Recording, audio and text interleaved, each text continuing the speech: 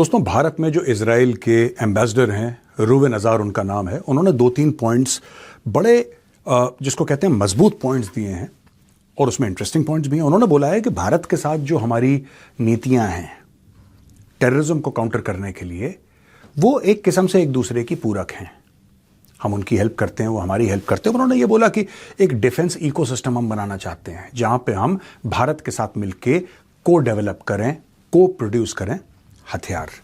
उन्होंने free trade agreement की बात करी। उन्होंने ये भी कहा कि साहब हो सकता है कि 2026 में इजराइल और भारत की एक फ्री ट्रेड एग्रीमेंट साइन हो जाए। अब जो हथियारों की बात है, भारत कौन कौन से हथियार इस्तेमाल करता है इजराइल के? दोस्तों, जो हेरॉन ड्रोन है that is essentially Israeli, right?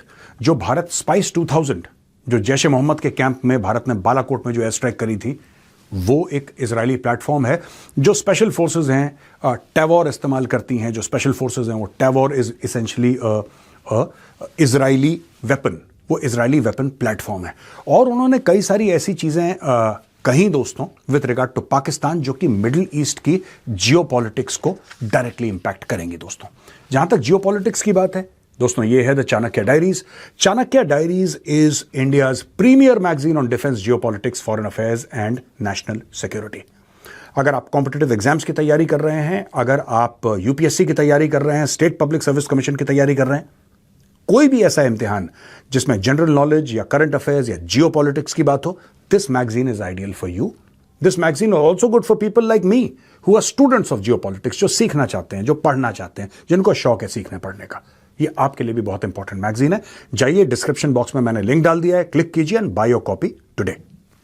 Board of piece की बात हुई तो साहब, ये बोर्ड ऑफ पीस क्या चीज है? ये board of piece, Donald Trump ने बोला है कि $1-1 अरब लाओ और बोर्ड ऑफ पीस में आ जाओ, बैठ जाओ। पाकिस्तान बैठ गया। इजराइल ने बोला हम अलाउ नहीं करेंगे पाकिस्तान को, हम अलाउ नहीं करेंगे, क्योंकि there are basic trust issues. मैं आपको बताता हूं कि इजराइल समझता है कि पाकिस्तान सपोर्ट्स टेररिज्म, जो कि भारत भी समझता है, पूरी दुनिया समझती है। पर दुनिया की क्या है कि मजबूरी है, आपको कहीं पाकिस्तानी चाहिए।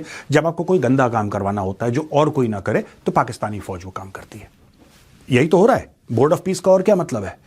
ट्रंप क्यों चाहेगा ये पाकिस्तानी सरकार, जो कि $200-300 मिलियन के लिए भीख मांगती है वर्ल्ड बैंक से कि ये दे दो, साफ पानी के लिए पैसा दे दो, इसके लिए दे दो, आपको लगता है कि $1 अरब या डोनाल्ड ट्रंप को दे पाएगी बिना लोन लिए? ये पैसा कहां से आएगा भाई?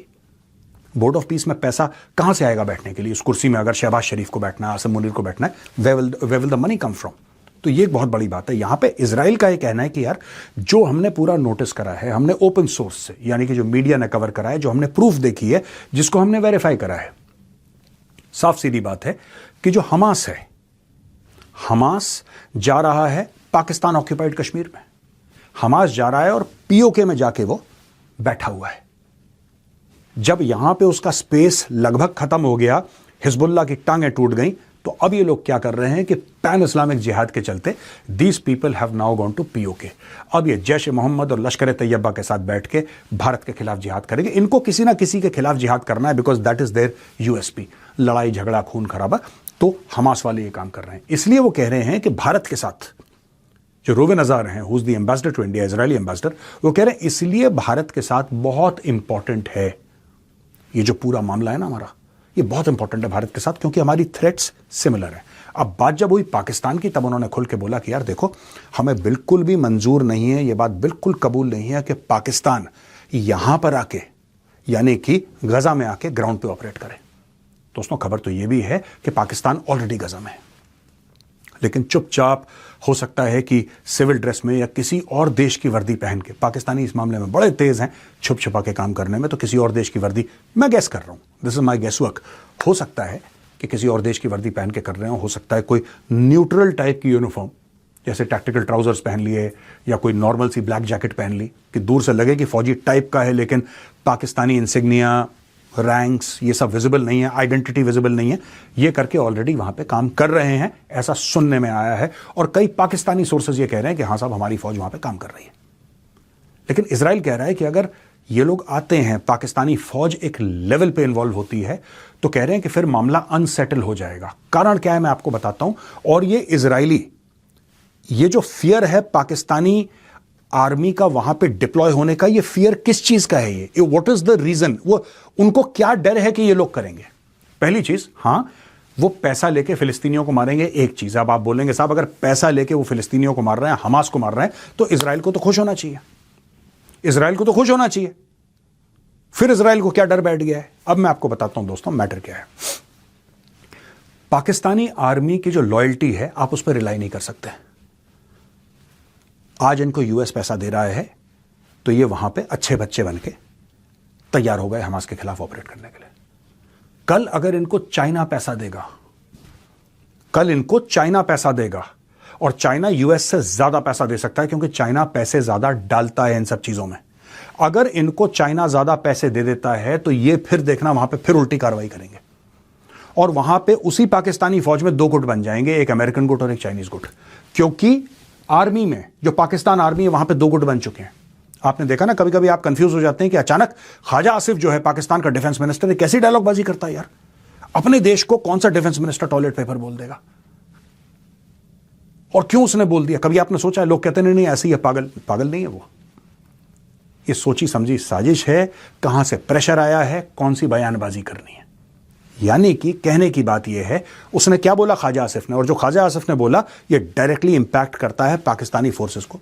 गाजा में आना है, नहीं आना, क्या प्लान है, और यह बात मैं आज आपको समझाने वाला हूं दोस्तों। देखिए साफ सीधी बात है, पाकिस्तान की फौज पैसों के लिए, क्रेडिबिलिटी के लिए, रिलेशनशिप बढ़ाने के लिए अमेरिका अमेरिका का गुलाम बन के हर जगह ऑपरेट करती है। बेसिक ख्वाजा आसिफ ने यह बात बोली है। बेसिकली अमेरिका ने पैसे दे दिए, अमेरिका ने कुछ दे दिया, पाकिस्तानी फौज चली गई ऑपरेट, यहां पे कर लिया, वहां पे कर लिया। ये ख्वाजा आसिफ ने बोला क्यों?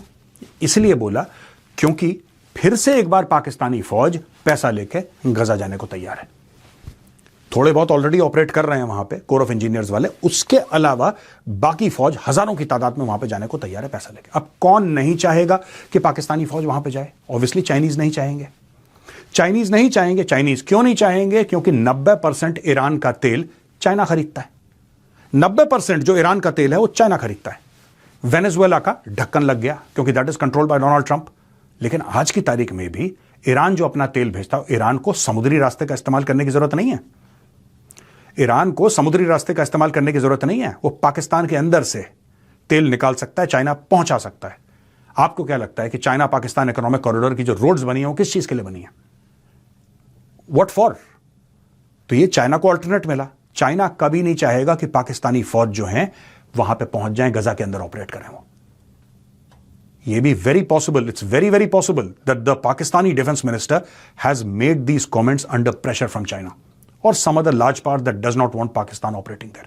तो ये सारी की सारी चीजें दोस्तों चल रही हैं और ये बहुत कॉम्प्लेक्स जियोपॉलिटिकल मैटर बन रहा है गजा वाला। वहां पे ट्रंप है, ट्रंप 19 तारीख को कह रहा है कि नहीं मीटिंग होगी साहब। शहबाज शरीफ को इन्विटेशन मिल गया है, वो तो बंदर की तरह उछल रहा है, वो तो कह रहा है मैं जाऊंगा, बैठूंगा ट्रंप के बगल में।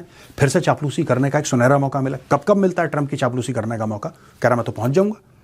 अब ये मीटिंग करेंगे दोस्तों, अब ये मीटिंग करेंगे और इस मीटिंग से जो सबसे ज्यादा परेशानी है वो है इजराइल को। जब भी इजराइल भी बोर्ड ऑफ पीस में है, it is there in the board of peace, लेकिन इजराइल को सबसे बड़ी प्रॉब्लम क्या है? दैट देख के अगर पाकिस्तानी ये बोलेंगे ठीक है हम जिससे पैसे लिए हैं, जिससे हमने पैसे लिए हैं हम उसके कम से कम वफादार होंगे, जिसका नमक खाया उसके वफादार होंगे, लेकिन पाकिस्तानी किसी के वफादार नहीं है। इनका एक ट्रैक रिकॉर्ड है और इजराइल इनका ट्रैक रिकॉर्ड देख रहा है। इनका ट्रैक रिकॉर्ड ये है कि ये अमेरिकन को ये बताते थे कि तालिबान वाले कहां हैं और अलकायदा वाले कहां हैं। ठीक है, वॉर ऑन टेरर की बात कर रहा हूं मैं। ये अमेरिकन को चुपचाप ये बताते थे कि देखो उस घर में ना वो अलकायदा वाला है, वो तालिबान वाला है, तो अमेरिकन जाके मिसाइल मारते थे।